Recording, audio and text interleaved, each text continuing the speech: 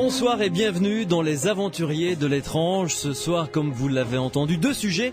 Christian Jacques est un romancier de renom et un égyptologue passionné. Il vient de publier le 3e tome d'une série de 4 livres aux éditions IXO consacrés à la vie de Mozart. Et cet auteur nous entraînera sur les pas du génie de la musique et de l'influence de son appartenance à la franc-maçonnerie sur sa musique. Une franc-maçonnerie inspirée des mystères égyptiens. Mozart, franc-maçonnerie et mystère des prêtres égyptiens. Il n'en fallut pas plus pour qu'il soit l'invité des Aventuriers de l'étrange. Christian Jacques donc sera avec nous ce soir à partir de 23h pour 1 heure d'interview. Le premier sujet, lui, tout de suite sera tout aussi passionnant. Notre région possède un véritable trésor de sources miraculeuses où beaucoup de personnes se rendent encore pour guérir qui un eczéma, qui un mal de tête ou encore un problème physiologique. Je ne parle pas de la source de Lourdes évidemment, mais plutôt de toutes ces petites sources que l'on connaît par les grands-parents, par les oncles qui ramènent de temps en temps comme ça dans la famille une bouteille d'eau. Si vous en connaissez, si vous connaissez une histoire relative à la source qui est proche de chez vous, appelez-nous pour nous raconter ça au 0826 300 300. Cyril est fidèle au poste et attend vos appels au standard. Bien entendu, si vous en utilisez de cette eau particulière qui aurait des propriétés particulières, appelez-nous également 0826 300 300. Olivier de Marliève, bonsoir. Oui, bonsoir. Vous êtes un amoureux de votre région, de notre région, et on vous doit notamment 2 livres qui sont sortis il y a quelques années maintenant, sur les sources et les fontaines miraculeuses des Landes, de Gascogne et du Pays Basque. On les trouve encore, ces livres, Olivier de Marliève ? Alors, écoutez, la première édition date de 1992, elle a été épuisée, et la seconde édition, c'est une édition revue, corrigée, parce que la première édition m'avait valu beaucoup de courriers passionnants. Ah, bien. La deuxième édition, donc, est sortie en 1999, et le livre est toujours disponible. On peut encore le trouver. Bon. Oui, je pense, oui. C'est un véritable guide que vous avez écrit. Ça a dû vous prendre énormément de temps pour recenser toutes ces sources. Oui, effectivement, oui. C'est-à-dire que, bon, je suis journaliste professionnel, donc Vous travaillez à France 3 Aquitaine, d'ailleurs ? Voilà, tout à fait.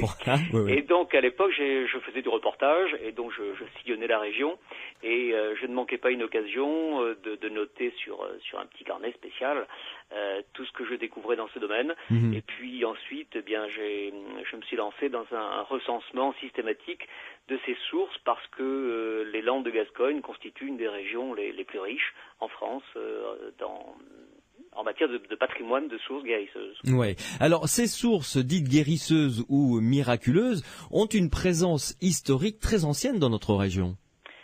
Oui, tout à fait. Vous savez, bon, là, il faut se fier d'une part sur la tradition orale, mais qui ne remonte pas très loin dans le temps. Mm-hmm. Mais à côté de ça, on a retrouvé effectivement des pierres taillées dans des vasques de sources, et dans les Landes de Gascogne, bien sûr. Ce n'est pas le seul endroit où on a fait ce type de découverte, donc on estime en général que le culte des eaux, on le sait par ailleurs, remonte au moins à l'Antiquité, puisqu'on a beaucoup de traces, mais là je vous dis, la découverte de pierres polies, de pierres à hache taillées, prouve que des hommes préhistoriques faisaient une offrande déjà à certaines sources. Ah, déjà, à l'époque de la préhistoire. Tout à fait. Ouais. Et alors, les pierres dressées, puisque vous en avez parlé dans un de vos livres, les pierres dressées et certains lieux ont aussi cette réputation de guérison. Oui, alors, si vous voulez, j'ai mené une enquête, dans d'autres livres sur l'ensemble des Pyrénées, où alors là, les pierres dressées foisonnent. Mais si on s'en tient à ce domaine du grand triangle des Landes, il y a effectivement un culte qui entoure les pierres. Vous savez, là aussi, ce sont de très très anciens cultes, puisque il y a des synodes, des conciles de l'Église catholique qui, dès le IVe siècle et le Ve siècle, essayaient de lutter contre le paganisme en interdisant la fréquentation des pierres, des arbres et des sources. D'accord. Et cela a duré donc jusque il n'y a pas très longtemps. Mm-hmm. Alors des sites effectivement les Landes, ce n'est pas un pays de pierres, mais on trouve malgré tout un certain nombre de pierres. Et puis ce qui est amusant, c'est que lorsqu'il n'y a pas des dolmens ou des menhirs, à ma connaissance, il y en a un seul dans les Landes, eh bien les gens s'attachaient à des bornes. On a retrouvé des exemples de bornes romaines qui étaient entourées d'une espèce de culte. On disait que pour provoquer la pluie, eh bien il suffisait de coucher cette borne. Voilà. Ça c'est un très très vieux culte. Hein. Les Romains avaient un temple dédié à Mars, dieu susceptible de modifier l'atmosphère et de faire pleuvoir précisément, avec une pierre, la pierre Manalis, que l'on mouillait en période de sécheresse. Et c'était de la magie imitative déjà. Hein. Il s'agit de provoquer la pluie en manipulant l'eau, en remuant l'eau. C'est un vieux thème que tous les chamans du monde entier connaissent et ont pratiqué. Oui. D'ailleurs, puisque vous avez parlé de magie et de sorcellerie, on en parlera tout à l'heure, vers la fin de cette heure, puisque vous venez de publier, et là c'est franchement de l'actualité pour vous, un livre aux éditions Sud-Ouest qui s'intitule Magie et sorcellerie dans les Pyrénées. Alors là, vous avez pris votre bâton de pèlerin, si j'ose dire, et vous avez fait le tour de toute notre chaîne pyrénéenne avec des découvertes tout à fait passionnantes, fascinantes, quelquefois franchement inquiétantes. On y reviendra tout à l'heure. Mais revenons aux sources. Est-ce que, de vous à moi, vous avez recensé toutes ces sources qui ont chacune une propriété pour le mal de tête, pour les jambes, pour les femmes qui n'arrivent pas à allaiter leur enfant, pour soigner les enfants. Est-ce que vous en avez essayé quelques-unes? Vous avez été tenté d'essayer? Écoutez, ce qui est intéressant, c'est que lorsque j'ai essayé de recenser systématiquement ces sources. Alors vous savez, c'est relativement facile parce que dans les Landes, il suffit de demander à quelqu'un originaire du pays, bien sûr, où se trouve la source dont j'ai oublié le nom, mais on m'a dit qu'il y avait une source. Vous êtes sûr que d'abord il y a une source sur la commune sur laquelle vous vous trouvez, et la personne en question, vous indiquera effectivement la source guérisseuse la plus proche. Oui, moi j'en ai essayé. Vous savez, j'ai une amitié particulière pour la source de Saint-Clair à Saint-Mont, qui est à côté de Belin-Bellier. Et c'est une source ravissante dans un endroit où on se croirait au moment de la fête de la Saint-Clair, le premier dimanche du mois de mai, on se croirait au milieu des druides. Il y a le curé dans ce sous-bois. Enfin, c'est assez extraordinaire. Et un été où je me promenais, j'avais attrapé un coup de soleil. Et on m'avait dit, coup de soleil, il n'y a pas de problème, tout ce qui est maladie de la peau, coup de soleil, conjonctivite pour les yeux, Saint-Clair, on y reviendra, essayez la fontaine de Saint-Clair. J'y suis allé et bien voilà, j'ai vraiment atténué mes douleurs à mon coup de soleil grâce à l'eau de Saint-Clair. Alors bon, il y a un facteur psychologique important. Non, vous savez, il faut dire que moi, ce qui m'a émerveillé dans cette fréquentation pendant des années des sources guérisseuses, c'est l'espèce d'empirisme des paysans, parce que il y a, si vous voulez, deux grands types de maladies que l'on soigne auprès des sources. Il y a les maladies de la peau et il y a les anémies. Et les maladies de la peau, on s'est aperçu en étudiant ces sources, parce que les universités de Toulouse et de Bordeaux ont étudié ces sources. On s'est aperçu que les maladies de la peau, par exemple, les gens qui se plaignaient de maladies de la peau fréquentaient une source qui était sulfureuse. Bon, voilà, tout simplement, lorsque vous avez de l'impétigo, l'érysipèle, un furoncle même, le soufre, attaque la peau et puis fait passer cette anomalie cutanée. Hein. Ça, c'est marrant. Mais oui, allez-y. Et lorsque les gens amènent des enfants qui sont chétifs, qui sont malingres, qui n'arrivent pas à grandir à une autre source, on s'aperçoit que la source en question, très souvent, est ferrugineuse. Voilà, vous voyez, le fer... de l'eau, selon le gag célèbre, de l'eau, mais ferrugineuse. Justement, c'est la question que j'allais vous poser. Vous avez été tenté de faire des prélèvements de certaines sources pour l'amener juste, par exemple, au pharmacien du coin pour le dire, voilà, il y a une source sur votre commune qui a cette propriété, dit-on, de guérison ou miraculeuse, de la faire analyser pour pousser le bouchon un peu plus loin, sans jeu de mots. Oui, alors... Vous savez qu'en général, la plupart des maires des communes sur lesquelles se trouvent des sources qui sont assez fréquentées, font régulièrement analyser l'eau de cette source. Parce qu'ils estiment que c'est un peu de leur responsabilité d'informer les gens de passage, ou à plus forte raison les pèlerins. Si elle est potable ou pas déjà. Pardon ? Si elle est potable ou pas, déjà. Oui, tout à fait. Alors, souvent, il y a un petit panneau avec la date de la dernière analyse auprès soit d'un pharmacien, soit d'un service qui est spécialisé à l'Université de Bordeaux, la faculté de pharmacie, qui a travaillé sur ces sources. Il y a des scientifiques, des universitaires, je vous le disais, qui ont travaillé sur ces sources. Et donc, le plus souvent, on est informé sur... mais vous savez, c'est pas systématique. Moi, je me souviens d'une source... de Saint-Clair également, il y en a beaucoup, qui est donc censé guérir les yeux. Et j'ai fouillé un peu la vasque et j'ai trouvé des pièces assez anciennes. Mais figurez-vous, j'ai dû auparavant enlever une batterie de voiture. qui était débouché, donc je ne sais pas si l'acide y était resté, mais je pense que c'est une solution un peu radicale pour soigner les maux d'yeux. Oui. Bon, c'est un exemple unique, mais ça prouve que l'examen et l'étude de la qualité de ces eaux n'est pas systématique. Ouais. Nous avons un auditeur qui vient de nous rejoindre sur ce sujet des sources qui ont la propriété de guérir dans les aventuriers de l'étrange. Michel de Prades, bonsoir. Bonsoir. On vous écoute, Michel. Vous connaissez une source, vous, qui a une propriété particulière? Alors, je vais vous expliquer. Oui. Il y a une petite source dans le barrage de Vincent. C'est où? À côté de Prades, entre Prades et Ille. Dans quel département? Dans les Pyrénées-Orientales. D'accord, oui. PO. Oui. Elle a été inaugurée par Valéry Giscard d'Estaing et la reine d'Angleterre. Ah bon? Oui. Ah bon? Et est-ce qu'elle a une propriété particulière, cette source? Oui, elle guérit les maladies de peau. Faut pas la boire, hein. Mm-hmm. Elle guérit les maladies de peau, même des tumeurs. Ouais. Mais est-ce que vous l'avez essayé vous-même oui. Pour un bobo, quelque chose comme ça? On va en chercher, oui, parce que c'est un terme romain, hein. D'accord. Et donc, c'est Valéry Giscard d'Estaing et la reine d'Angleterre qui sont venus inaugurer cette source? Oui. C'est assez extraordinaire. Elle sert de base pour remplir au canalaire aussi, quand il y a eu le grand incendie. D'accord. Voilà. D'accord. Oui, c'est pour ça qu'ils sont venus l'inaugurer en fait, mais pas pour ses propriétés, je dirais, de guérison, quoi. Ah si. Non, ils l'ont inauguré, oui, parce que c'était un ouvrage important pour irriguer la plaine du Roussillon. Oui. D'accord. Voilà. Ok. Et beaucoup de gens connaissent cette source? Non, elle n'est pas très connue parce qu'il faut descendre en contrebas, il faut tourner à droite avant la gravière. Oui. Et on peut garer sa voiture après le pont. Mm-hmm. Il faut se munir d'une bouteille, ne pas se charger de trop parce qu'il faut escalader, descendre à 15 mètres environ dans des gros cailloux. D'accord. Alors on prend un bidon, une bouteille, on descend à 15 mètres en contrebas et il y a des gros cailloux. Et l'eau est bonne pour tout ce qui est maladie de peau, par exemple? Oui. Ouais. Depuis les Romains. D'accord. Merci beaucoup Michel pour cette indication que tous ceux et celles qui nous écoutent ne manqueront pas de suivre. Bonne soirée avec nous. Merci. Au revoir. Au revoir. Voilà encore une source, Olivier de Marliave. Beaucoup ont l'air de guérir la peau, hein, tout simplement parce qu'elles ont une propriété sûrement dans leur contenant.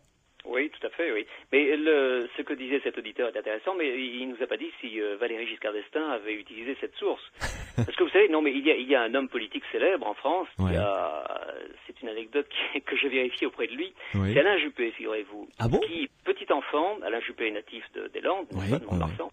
Et petit enfant, il parlait très peu, il a mis longtemps à parler. Et donc sa grand-mère l'a amené à Campagne d'Armagnac, où il y a une fontaine dédiée à Saint-Pantaléon.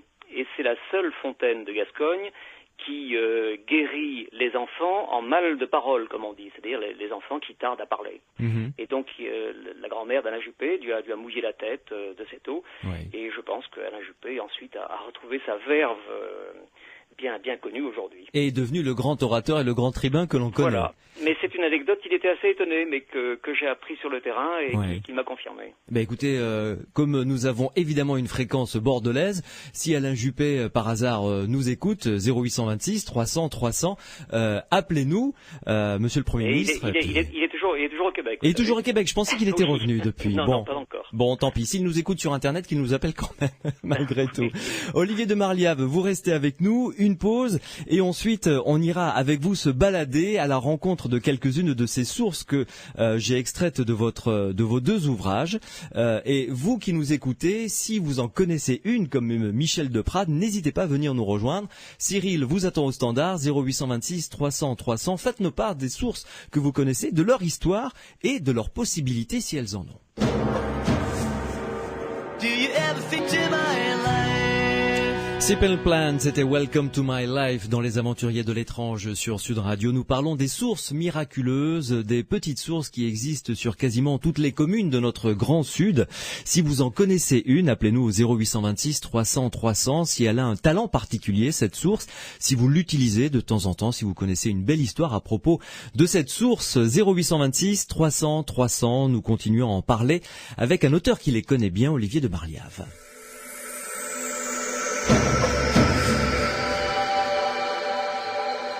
Rentrons dans le vif du sujet, Olivier de Marliave, si vous le voulez bien, avec quelques sources et quelques exemples de saints. Est-ce qu'il y a des saints qui reviennent très souvent en tant que patron d'une source? Vous parliez de Saint-Clair, par exemple, tout à l'heure. Oui, Saint-Clair, mais je pense qu'il y a presque davantage de sources dédiées à Sainte-Quitterie.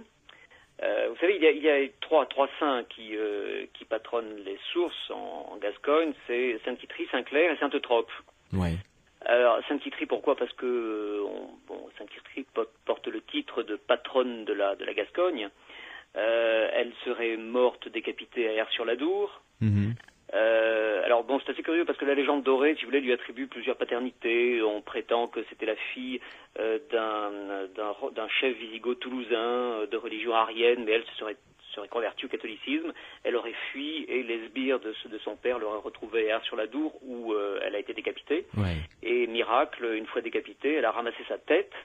Elle l'a portée, cela se passait au sommet d'Aire-sur-la-Dour, elle l'a portée au bas de la colline d'Aire-sur-la-Dour, l'a déposée, et là, une source a jailli. Ouais. C'est pour cela qu'aujourd'hui, à Aire-sur-la-Dour, il y a les deux sources de Sainte-Quitterie. D'une part, celle qui se trouve dans l'église elle-même, dans la crypte de l'église de Masdère, et puis la seconde qui est au pied.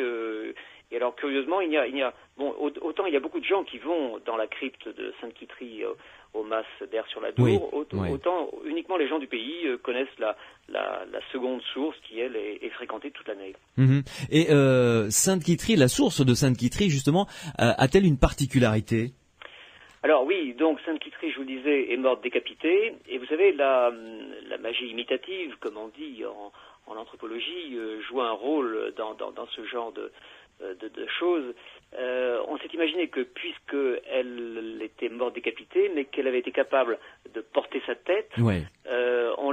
Les femmes l'invoquent pour lutter contre la migraine et les maux de tête. Évidemment. Voilà, alors effectivement, il y a beaucoup de fontaines encore aujourd'hui. Mais je pense que, moi j'ai pu vérifier sur le terrain, que beaucoup de ces fontaines ont des vertus, sont ferrugineuses, et donc ont des vertus pour lutter contre l'anémie. Alors il y a peut-être un rapport entre l'anémie et les maux de tête, ça reste à vérifier. Parlons d'une autre source que vous avez référencée, parce que, alors je le tiens à signaler, dans le livre, chaque source est référencée. Il y a une petite carte géographique pour un itinéraire, pour pouvoir la retrouver sur le terrain même. Et là, par exemple, parlez-nous du puits de Saint-Amand à Bascon. Ah, c'est un très très joli site à Bascon, oui. Ouais. Et surtout, on n'a pas encore évoqué le type de maladie que l'on soigne à Bascon, c'est la pelagre. Alors la pelagre, vous savez, c'était une espèce de maladie horrible, hein. C'est une avitaminose, c'est-à-dire un manque de vitamines, qui frappait le milieu rural pauvre, et Dieu sait si les Landes, le centre de la Gascogne, a été pauvre. Ouais. Et donc cela se traduisait par des éruptions de boutons et puis par une anémie générale.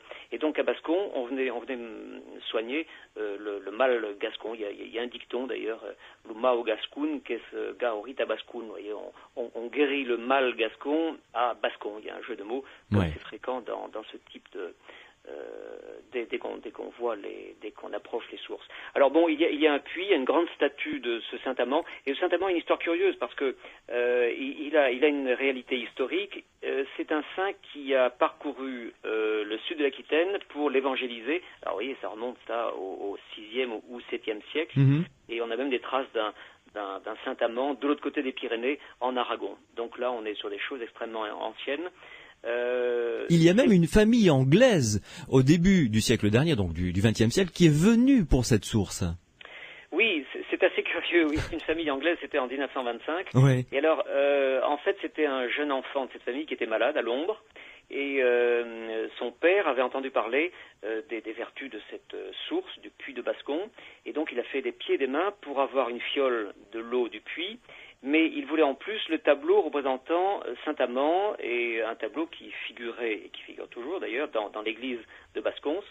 Il a dû faire intervenir beaucoup d'hommes politiques, mais visiblement il était pistonné parce que le tableau a été décroché et parti à Londres. L'enfant a été guéri. l'enfant a été guéri, mais pour préserver l'enfant de toute maladie future, la famille a refusé de restituer ce tableau de Saint-Amand. Et pour la petite histoire, il paraît qu'il a fallu faire intervenir le ministère des Affaires étrangères, qui très sérieusement a demandé au Foreign Office qu'on intervienne pour restituer ce tableau de Saint-Amand. C'est très étonnant comme histoire, quand même. Et le tableau se trouve toujours aujourd'hui à l'église. Et il est revenu finalement. Il est revenu. Oui. Parlons maintenant de la source de Casalis. Alors, c'est une source qui soigne les eczémas et les brûlures. Ça s'appelle la fontaine de Saint-Laurent, hein? Oui, alors tout à fait. Bon, Saint-Laurent, vous le savez, est mort sur le grill. Il a été grillé. Et pour la petite histoire, on prétend que c'était un homme saint au point d'avoir dit aux personnes qui le martyrisaient: je suis grillé d'un côté, retournez-moi de l'autre. Il avait de l'humour en plus. Il avait de l'humour. Oui. Alors, et ce qui est intéressant, c'est qu'il y a, alors là, bon, tout simplement, on fréquente cette fontaine en cas de brûlure. Mm-hmm. En cas de brûlure. Comme vous l'avez fait pour le coup de soleil, par exemple, ça aurait pu fonctionner aussi, ça. Oui, tout à fait. Oui. Et on la fréquente traditionnellement à la Saint-Laurent. Là, je vous avoue honnêtement que ça se passe en Chalosse, donc Casalis. Ouais. Je ne sais pas si la fête a toujours lieu au mois d'août, mais ce qui est certain, c'est que les gens y vont toujours autour de la Saint-Laurent. Moi, j'ai assisté à une petite procession qui allait de l'église à la fontaine. Ouais. Alors, à côté des brûlures également, on soigne les eczémas ou, je vous dis, toutes les maladies de peau également. Oui, comme la source que nous a citée Michel de Prade tout à l'heure dans le barrage de Vinça finalement. Voilà. Mais la source de Casalis a très bonne réputation. On prétend que dès qu'on a un problème de peau et qu'on s'est aspergé ou humidifié donc avec la source de Saint-Laurent, la fontaine de Saint-Laurent, on est rapidement guéri. Partons maintenant à Mauvezin d'Armagnac. Alors Mauvezin, c'est vous savez, c'est une des nombreuses sources de Saint-Loup. Il y en a beaucoup. Alors là également, il y a un jeu de mots. Je vous parlais de Sainte-Eutrope. Sainte-Eutrope, qui allait voir Sainte-Eutrope, c'était les estropiés. Eutrope, estropie, vous voyez, en gascon. Voilà. Saint-Clair, on l'a dit, était susceptible de soigner les maux d'yeux. Il y avait une prière, Sainte-Claire ou Saint-Clair, faites que j'y vois clair. Mm-hmm. Saint-Loup, on y va pour soigner les loupes. Les loupes, qu'est-ce que c'est? Ce sont aussi bien les verrues que les résipelles, l'impétigo, toutes les ulcères et même les goitres. Ouais. Voilà, ça fait partie de ces nombreuses sources, donc fréquentées surtout autrefois pour soigner les maladies de peau. Parce que ce qu'il faut dire, c'est qu'aujourd'hui, la spécificité de ces sources atténue un peu, si vous voulez. Il y a quand même une perte de connaissances et de culture de l'originalité des saints. Autant autrefois, c'était des choses qui étaient transmises de génération en génération d'une façon assez précise. Autant aujourd'hui, il y a quand même un doux mélange. Et il y a des gens qui vont aussi bien à la fontaine de Mauvezin d'Armagnac pour soigner des maux d'yeux qu'autre chose. Oui, et puis heureusement, la médecine a fait d'immenses progrès, ce qui fait que les gens à cette époque-là n'avaient pas accès à la médecine comme nous l'avons actuellement. Donc ils étaient obligés de se rabattre sur des sources qui avaient des propriétés dites miraculeuses. Vous restez avec nous, Olivier de Marliave, une pause et on se retrouve ensuite. 0826 300 300, appelez-nous à notre standard si vous connaissez vous aussi des sources comme ça qui ont des propriétés de guérison. 0826 300 300. Les aventuriers de l'étrange.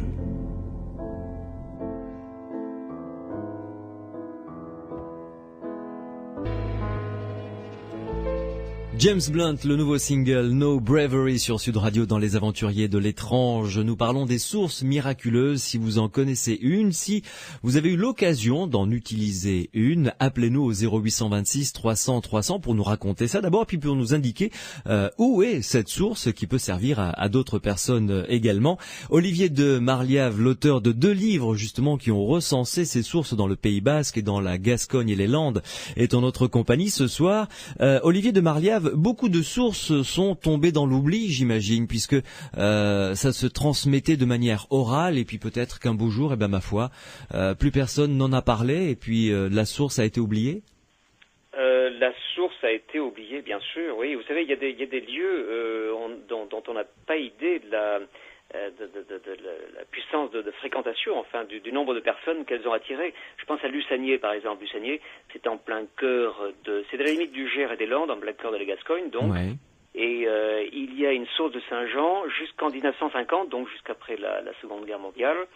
Il y avait des centaines et des centaines de personnes qui venaient pour la Saint-Jean, passer la nuit de la Saint-Jean. On installait sur place des espèces de grands bacs de bois. On faisait chauffer l'eau et les gens, lorsque les 12 coups de la minuit sonnaient pour Saint-Jean, se baignaient. Alors on établissait un ordre, l'ordre, il y avait une liste d'ordres qui était ouverte dès le mois de janvier, 6 mois avant. Et oui, parce qu'on prétend que le premier qui se baigne dans les eaux de Saint-Jean à la minuit, eh bien, celui-là sera guéri de tous ces maux. Alors, on venait surtout pour soigner des rhumatismes. Vous savez, les fameuses douleurs, loose-doulouse, comme on dit en occitan. Avec l'âge, on a des douleurs un peu partout. Oui. Alors ça, c'est un site assez exceptionnel. Il y a Saint-Jean-de-la-Motte aussi, qui est complètement oublié. C'est au bord du bassin d'Arcachon. Sur la commune du Têche, il reste encore une petite fontaine où certains fidèles se rendent le jour de la Saint-Jean, le 24 juin. Mais pour vous donner une idée de la fréquentation qu'a connu Saint-Jean-de-la-Motte, les trains de pèlerinage qui partaient à Lourdes de Bordeaux s'arrêtaient à Saint-Jean-de-la-Motte. Les gens descendaient, allaient chercher de l'eau à Saint-Jean. Ah oui. Ah oui, mais c'était et là je vous parle des années. Encore une fois, bon, ce sont la dernière guerre mondiale a provoqué des bouleversements que tout le monde connaît, mais dans l'entre-deux-guerres, c'était une pratique courante. Les trains de pèlerinage s'arrêtaient à Saint-Jean-de-la-Motte, oui. Ah oui, c'est vraiment. Donc ça faisait quand même des centaines et des centaines de personnes qui chaque année s'arrêtaient à ces deux sources que vous nous avez citées en exemple. Bien sûr. Oui. Alors aujourd'hui, bon, les sources les plus fréquentées sont celles. Je pense que c'est Saint-Agnier et celle de Bourricos, Saint-Jean de Bourricos. Alors parlons-en de cette fontaine de Saint-Jean de Bourricos, justement. Où est-elle et combien de personnes viennent la visiter? Alors, c'est à Pontinx-les-Forges, qui est un très joli petit village, pas très loin de la Bouaire. On est à une douzaine de kilomètres de la Bouaire. Et c'est un lieu saint parce qu'il y a beaucoup de légendes, il y a des cas de guérison, alors là, qui se comptent à l'appel, et puis surtout, il y a une petite communauté de prêtres, de moines qui s'est installée en 1956. C'est assez curieux, ce sont des gens, de vrais ermites qui se sont installés, et ils sont pas très nombreux, et on prétend que la Vierge aurait émis un souhait en 1933 à Banneux, en Belgique, et un moine donc belge serait venu s'installer là. Alors c'est un très joli endroit parce que il y a une fontaine qui est très bien aménagée, et surtout il y a un rituel qui est bien respecté, c'est-à-dire que les gens viennent chercher de l'eau, se signent, font un signe de la croix avec l'eau, en mettent sur le front des enfants ou sur un bobo. Et puis, d'habitude, les grands-mères se retournent et jettent par-dessus leur épaule, derrière elles, une pièce de monnaie qui tombe dans la vasque de la fontaine. Ouais. C'est le très très vieux rite de l'offrande à la fontaine. Vous savez, il y a beaucoup de fontaines en Europe, dans les grandes places, où on jette des pièces. C'est traditionnel, oui. C'est un reste justement de l'offrande à la divinité qui habitait, croyait-on autrefois, les fontaines, et que l'on voulait se concilier. Oui. Et donc ça, c'est un rite qui existe toujours à Pontinx-les-Forges, à Saint-Jean de Bourricos. Et cette source a eu j'allais dire des miracles, mais des cas de guérison intéressants? Ah oui, des cas de guérison intéressants, oui, tout à fait, oui. Bon, on m'a signalé, alors, vous savez, bon, c'est oral, évidemment. Dès qu'on fait une enquête, voilà, c'est oral. Moi, pour ma part, je n'ai enquêté que sur 2 cas de guérison et qui sont très troublantes. Si vous voulez, on peut en parler. Ah oui, bon, allons-y, oui, tout à fait. C'est à Rivière, ça c'est Gourbi, ça se trouve au sud, donc vers Dax, hein. On est vers Dax, c'est un site qui est ravissant. Il y a une petite chapelle avec la source juste à côté, la source dédiée à Saint-Blaise. Et la fête de Saint-Blaise, c'est au mois de février, c'est ça, le premier dimanche du mois de février. Et si vous y allez, vous verrez un homme qui tient l'étendard de la confrérie qui gérait autrefois l'église, qui se trouve donc à la tête de la procession. Et c'est un homme qui a fait le vœu toute sa vie durant, jusqu'à sa mort, de venir honorer Saint-Blaise donc au moment de sa fête, parce que il a véritablement guéri, et bon, de quelque chose d'extrêmement grave à la gorge. Il avait un début de tumeur. Oui. Et des médecins ont préconisé l'ablation des amygdales et puis d'une partie sans doute de la gorge.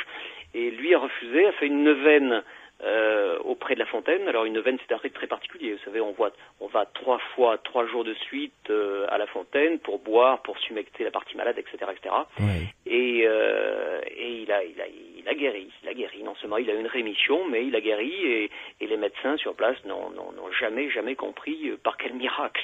Donc voilà, vous voyez, ce sont des cas assez curieux. Et ce monsieur, vous l'avez rencontré, vous avez discuté avec lui. Tout à fait. Bon, vous me direz, il y a Lourdes, hein. Bon, oui, bien sûr. Il y a des dizaines et dizaines de cas de guérison inexpliqués, mais là, ce sont des cas moins connus parce que ce sont des sites, bien évidemment, moins fréquentés. Beaucoup plus confidentiels, oui. Un autre cas que vous avez enquêté, une personne que vous avez rencontrée, nous avez-vous dit? Oui, alors effectivement, moi j'ai rencontré quelqu'un qui s'était blessé grièvement avec une scie électrique, enfin une scie mécanique. Ouais. Et lui s'est rendu à Saint-Agné. C'était juste avant d'ailleurs le pèlerinage de la Saint-Agné. Saint-Agné, on est là au sud des Landes, c'est presque à la limite des Pyrénées-Atlantiques. C'est également un très très beau site parce qu'il y a une chapelle, parce qu'il y a de belles statues, parce qu'il y a une espèce qui remonte au XVe siècle, et puis il y a une procession au moment de la fête qui va jusqu'à la source, qui est de l'autre côté de la route. Et donc ce monsieur, lui, s'était très très grièvement blessé, l'os s'était atteint. Et il a demandé, il a été transporté en ambulance, il a demandé d'aller à Saint-Agné, et là, en l'espace de quelques jours, ça plaît, et puis ça plaît profonde, donc, à cicatriser, oui. À cicatriser, et c'est guéri. Alors, on me dirait quelle est la force de l'autosuggestion, quelle est la force de la prière, quelle est etc. Oui. Bon, il faut dire que là, c'est une autre discussion. Hein. Oui, tout à fait. Mais le fait est que ce monsieur, en croyant à cette eau et à ce saint, finalement, a été guéri. Ça, c'est le constat. Après, bon, l'analyse est tout à fait particulière. Après. Absolument. Oui. Et beaucoup de cas concernant toutes les sources toutes les sources ont, je suppose, leurs légendes ou leurs histoires de guérison, évidemment. Oui, bien sûr, oui, tout à fait, oui. Mais c'est assez émouvant d'ailleurs de rencontrer des gens qui, vous savez, d'abord le dicton de base, c'est si ça ne fait pas de bien, ça ne peut pas faire de mal. Voilà. Bon, ça c'est un peu la croyance populaire, mais moi je trouve ça assez émouvant. Par exemple,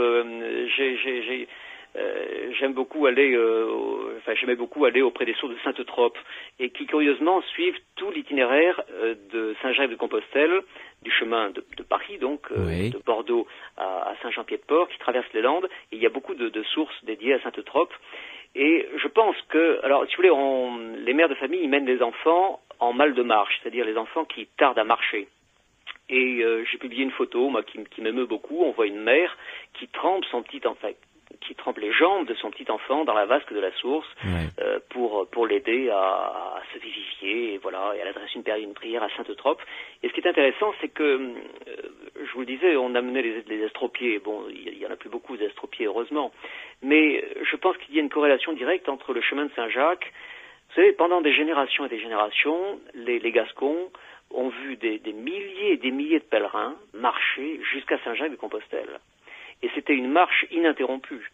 Et dont les Gascons, voyant ces pèlerins s'arrêter auprès d'une source dédiée à Sainte-Trope et se tremper les pieds ou les jambes en invoquant le saint, je pense que raisonnablement, ils ont dû se dire, il y a là un miracle. Enfin, c'est un saint qui aide à marcher, qui soulage les maux de jambes, etc., etc. Et ce qui est vrai, après une longue marche, se tremper les pieds dans de l'eau fraîche, ça ne peut faire que du bien, évidemment. Oui, tout à fait. Ouais. Et alors Sainte-Trope, donc, c'est le siège de Sainte-Trope, c'est Sainte en Charente.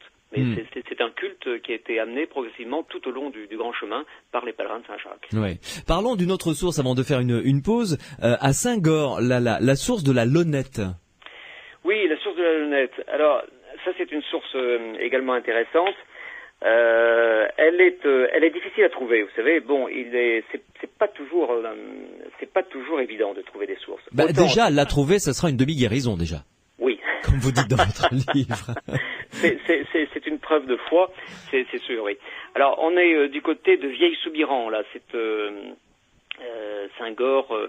Alors, c'est au sud de Roquefort, si vous voulez, entre Roquefort et Vieille-Soubiran. Alors là, il y a une fête intéressante, c'est la fête de Saint-Hubert, la Saint-Hubert de la Lonnette, avec le rassemblement des chasseurs. on fait une aubade à la sourde, il y a d'abord une messe, le curé fait une messe en pleine nature, c'est toujours un spectacle, qu'on soit croyant ou non, un spectacle assez étonnant. Hein. Tout à l'heure, vous parlez des druides, mais c'est un peu ça, hein. Faut avoir un prêtre en aube blanche dans un sous-bois, devant une source, c'est un spectacle assez curieux. Et donc là, on accueille les visiteurs, les pèlerins pour la Saint-Hubert, c'est autour du mois de novembre. C'est une eau à la fois ferrugineuse et sulfureuse. Et alors, ce qui est curieux, c'est qu'on prétend qu'elle est très bonne pour lutter contre les maux d'estomac. Et quand on connaît l'amour de la table qui anime les chasseurs, on prétend que de nombreux repas de la Saint-Hubert bien arrosés là se sont terminés à la source de la Lonnette pour faire passer... pour se remettre un petit peu d'aplomb, oui. Les confits et autres salaisons. Ouais. Bien, Olivier de Marliave, une pause. Vous qui nous écoutez, appelez-nous si vous connaissez une source qui a des possibilités qui est réputée comme étant une source guérisseuse ou une source miraculeuse. Une pause et au 0826 300 300, on va retrouver André qui nous appelle pour nous conseiller une source également.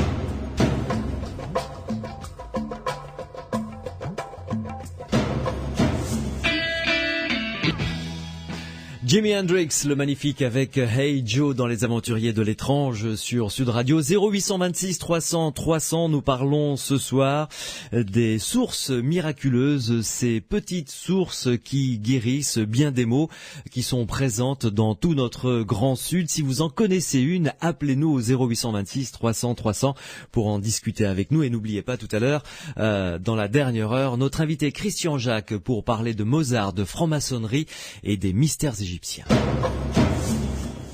Olivier de Marliave est en notre compagnie car il a écrit 2 magnifiques livres sur ces sources guérisseuses des Landes, de Gascogne et du Pays Basque. Et Olivier de Marliave, nous accueillons ce soir André qui nous appelle de la Crozette dans le Tarn. Bonsoir André. Allô André. Alors voilà, c'est une source qui est dans le département de l'Aveyron. Oui. Ah, d'accord. Oui. Comment ça s'appelle? Au-dessus de la Cône. Oui. C'est la source du comment on appelle ça déjà? De Séménéenne, on appelle. Oui. C'est de l'eau qui guérit l'eczéma. Enfin, plusieurs maladies de peau. Oui. Il y a le pèlerinage qui se fait chaque année le 24 juin. Qui se fait encore de nos jours? Oui. Ça continue. Oui. Et cette source débouche dans un ruisseau, au fond du Vallon. Oui. Et quand la bénédiction est faite l'après-midi, après la messe, les paysans là-haut font traverser le ruisseau par leurs troupeaux. Ils sont préservés après toute l'année. D'accord. Que ce soit les brebis ou les bovins. Oui. Et vous la connaissez comment cette source? Ça vient de mes grands-parents, monsieur. Ah oui. Ils y allaient déjà en pèlerinage à cette époque. C'est toujours comme ça, hein, André. En règle générale, c'est les anciens qui nous donnent ce genre d'informations. Oui, bien sûr, c'est normal parce que je me souviens qu'avec mon mari, maintenant on est un peu âgé, on ne conduit plus la voiture, mais on a passé une quinzaine d'années qu'on y allait tous les ans en pèlerinage. Et il y avait du monde? Ah oui, il y a au moins entre 2300 et 2500 personnes chaque année. Ah oui, quand même. Parce qu'il y a les départements limitrophes qui viennent. Oui. Il y a des cars, il y a des... Bon, oui. C'est très agréable. Et cette source, elle est où exactement? Alors, dites-nous. Elle est au-dessus de la Cône. Oui. C'est tout à fait au bord du département de l'Aveyron. En redescendant sur... comment ça s'appelle? En redescendant sur Camarès. D'accord. En redescendant. Ouais. Elle est indiquée, elle ressemble à quoi? Je veux dire, est-ce qu'il y a un petit monument, quelque chose comme ça? Il y a une petite chapelle. Oui. Avec le saint, il y a la statue du saint. Bien sûr. Oh, c'est un tout petit village, monsieur. Oui. Il y a, je sais pas comment dire, 3 ou 4 maisons, c'est tout. Ah oui, effectivement, c'est tout petit. Et pourtant, ça attire autant de monde. Comment? Et pourtant, ça attire autant de monde chaque année. Oui, mais il y a des gens qui vont chercher de l'eau après dans l'année. Oui. Mais ce jour-là, le jour de pèlerinage, oui, là, il y a beaucoup de monde. Puis il y a comme une petite foire, il y a beaucoup de commerçants, si vous voulez. Oui. Que ce soit il y a beaucoup de gens aussi que ce jour-là, vous voyez, ils amènent le pique-nique, ou alors il y a des il y a des, enfin, il y a des, comment ça s'appelle, des commerçants, quoi, on peut manger sur place, si vous voulez. Ouais, c'est comme une petite fête, si vous voulez. Oui, oui, tout à fait. Et c'est très agréable. Et c'est quel jour, vous m'avez dit? Le 24 juin. Le 24 juin. Oui, le jour de la Saint-Jean. D'accord. Et c'est une source, donc, qui guérit tout ce qui est maladie de peau, hein? Normalement, c'est la maladie de peau, oui. D'accord. Vous l'avez essayé, vous-même? Oui. Pour moi, mais pour le mari aussi. Oui. Et alors? Comme il a souvent, lui, c'est une personne âgée. Il a souvent des problèmes de peau. Oui. Et c'est rare si j'en ai pas à la maison quelques bouteilles toujours. Oui. Parce que c'est pas excessivement loin. D'accord. Et vous l'utilisez comment? Juste comme ça, la passer? On se lave. Oui. On se lave avec. D'accord. Et c'est vraiment efficace? Eh bien, normalement, oui. Eh oui. Comme bon. quoi? C'est un saint, normalement, qui descendait de... Enfin, quand j'ai lu le petit livre, c'est un saint qui descendait de Bretagne. Oui. Et quand il est arrivé ici, mais dans un temps très, très, très ancien, il a trouvé le pays vraiment... Bon, c'était des gens qui étaient pauvres, bon, bien sûr, ça c'est... Oui. Mais il y avait beaucoup de maladies, beaucoup de... comme de la peste, je sais pas. Et alors, il a fait naître cette source exactement pour les guérir, pour essayer de les soulager. Oui. En plus, il faut le prier quand ça menace un orage l'été. Oui. Il préserve de la foudre, normalement. Ah, d'accord. Et là, je n'ai jamais essayé, monsieur Maffin. Oui. Et il s'appelle Saint Méen. Saint Méen. Oui. D'accord. Eh ben, écoutez, merci André. Eh ben oui, parce que j'ai entendu, là, celle-là, je la connais depuis que je suis toute petite. Eh ben oui, puis c'est sympa de la faire connaître aux autres, en tout cas. Vous savez, vous avez une émission formidable, monsieur Louis. Merci beaucoup, André. Toutes les semaines, je passe vraiment les heures à vous fou. C'est vraiment bon. Il y en a qui font un peu peur, quand même. Ah oui, nous aussi, pour vous avouer. Tous les goûts. Je vous fais de grosses bises, André. Eh bien, je vous remercie beaucoup. À bientôt. Et bonne continuation, surtout. Merci, au revoir. Au revoir. Olivier de Marliave, une source de plus dans notre besace. Ah oui, tout à fait, oui, mais c'est tout à fait intéressant ce que dit la dame, oui, tout à fait intéressant. Moi, je pense qu'il s'agit de Saint-Yves, un saint qui vient de Bretagne, et ça serait pas le seul exemple. Hein. Oui. Mais vous savez, je peux vous dire qu'il y a en Périgord, cette dame parlait de 2000, 3000 personnes, mais César, dans la guerre des Gaules, cite une source qui se trouve aujourd'hui encore dans la forêt de la Double, en Dordogne. Oui. Et chaque année, il y a la fête de la Latière. C'est le lieu-dit, la Latière. Il y a 10 à 15 000 personnes qui se retrouvent là. Et à l'origine, ces personnes se retrouveraient autour d'une source. Oui. Et encore aujourd'hui, c'est une foire très vivante. C'est une des grandes dernières foires d'Europe, je pense, qui est restée très paysanne, parce qu'on y vend aussi bien des animaux que des produits de la terre, qu'on y échange, on y trouvait des domestiques jusqu'à il n'y a pas très longtemps. Enfin, c'est un coin très très curieux, et tout ça fondé par l'existence d'une source guérisseuse, vous voyez, que César mentionnait déjà à l'époque de la guerre des Gaules. Mais quand César l'a mentionné dans son livre sur la guerre des Gaules, cette source n'était pas rattachée à un saint, elle devait être rattachée à autre chose. Bien évidemment, elle était rattachée. Vous savez, des divinités des eaux, il y en a eu beaucoup, alors bon, ça, on n'a pas. Je crois que des archéologues ont fait des fouilles, on n'a pas retrouvé de stèles ou de noms de divinités particulières. Mais ça n'a rien d'extraordinaire. Vous savez, aux sources de la Seine comme aux sources de la Loire, on a retrouvé des statuettes d'offrande avec des divinités dédiées à ces fleuves et à ces sources. Ouais.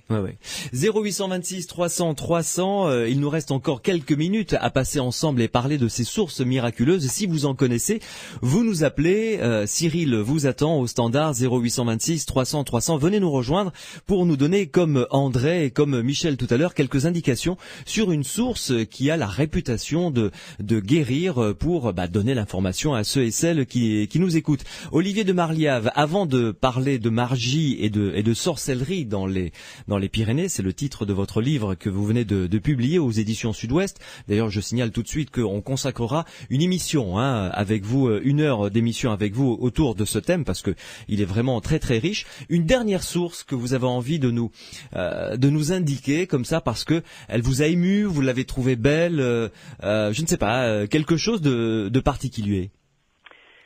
Écoutez, il y a une source qui est très intéressante. Elle se trouve à Saint-Léger-de-Balzon, c'est dans les Landes girondines. Elle est dédiée à Saint-Clair. Alors bon, une fois de plus. Encore, mais c'est un site qui est très beau, parce qu'il est resté vraiment dans son jus, comme on dit. Il y a un pèlerinage. Le curé dit toujours la messe avec un autel appuyé contre la source. C'est ce que je trouve toujours très étonnant quand on pense aux multiples interdictions que l'Église a donné à ce genre de rite. Et Saint-Léger-de-Balzon, oui, il y a une chapelle, il y a une auberge délicieuse, il y a un érial, vous savez, comme on dit dans les Landes, c'est-à-dire un grand espace au milieu de la forêt landaise, au milieu de la forêt de pins, avec des chênes. Et là, bon, les gens se retrouvent, c'est un site tout à fait intéressant et qui a une histoire en plus, parce que il y avait plusieurs villages autour de Saint-Léger-de-Balzon où on faisait des draps. Et les femmes de Bordeaux allaient chercher leurs draps à l'époque à Saint-Léger-de-Balzon. Ouais. Vous voyez, et ça attirait des milliers de personnes à l'occasion de la fête de Saint-Clair, c'est-à-dire le premier dimanche du mois de mai. Et c'est un lieu qui respire, comme on dit. Ah, c'est un lieu qui respire, oui, tout à fait, oui, et qui est superbe. Et moi, je conseille toujours d'aller là, mais encore une fois, il y a X sites, et chacun des sites où l'on trouve ces sources est particulier. C'est ça qui fait tout le charme de ces multiples petites sources guérisseuses. Vous dites miraculeuses, moi je dis guérisseuses. Ou guérisseuses, oui, vous avez peut-être raison. Dites-moi, Olivier de Marliave, un mot maintenant concernant ce livre que vous venez de publier, avant de faire une pause et que l'on se retrouve pour en parler un peu plus abondamment. Magie et sorcellerie dans les Pyrénées, c'est un dictionnaire, c'est vraiment sous la forme d'un dictionnaire paru aux éditions Sud-Ouest. Pourquoi vous êtes-vous intéressé à ce sujet ? Alors écoutez, j'ai fait plusieurs livres sur les Pyrénées, et quand on pose la question, je réponds toujours que je suis toujours tenté de faire le livre qui n'existe pas encore. Bon, ça paraît évident, mais je me suis intéressé à la mythologie populaire dans les Pyrénées, et puis ensuite à la magie et à la sorcellerie. Bon, et là, je compile des notes et de l'enquête sur le terrain depuis des années et des années. Et je me suis passionné pour le sujet parce que je voulais savoir d'abord, vous savez, si on retrouvait ce que l'on dit souvent, cette espèce de conservatoire d'ethnographie dont on dit que les Pyrénées sont un très bon exemple. Ben, c'est vrai, vraiment le massif montagneux des Pyrénées. Alors quand je parle des Pyrénées, pour moi c'est bien sûr nord et sud, et de la Catalogne au Pays Basque. Et c'est vraiment un exemple de conservatoire, de tradition, et en matière de magie, Dieu sait si c'est un pays qui est riche dans ce domaine. Avec moi, ce qui me touche beaucoup, c'est que ce livre est en librairie depuis 15 jours à peine, et j'ai déjà reçu plusieurs courriers et de personnes qui m'ont dit, mais vous savez, moi je peux témoigner ce que vous dites à tel endroit, mais je l'ai bien connu. C'est assez touchant. En fait, je pense qu'il y a quelque chose de très vivant, à la fois de très caché, mais dont les gens ont envie de parler, assurément. Bon, on va parler tout à l'heure de ce livre, évoquer quelques sujets. Quasiment, on parlera de l'affaire Zugarramurdi, qui est la grotte des sorcières, qui est très connue des gens du coin, qui est un véritable procès des sorcières de Salem, mais basque cette fois-ci. On parlera du tamis, le rôle que joue le tamis dans dans le monde de la superstition. Et puis un très joli rituel, le rituel du passage de l'arbre, avec deux hommes, un qui doit obligatoirement s'appeler Jean et l'autre qui doit s'appeler Pierre. Olivier de Marliave, vous restez avec nous et on va évoquer ces passionnants sujets tout à l'heure avant de retrouver Christian Jacques.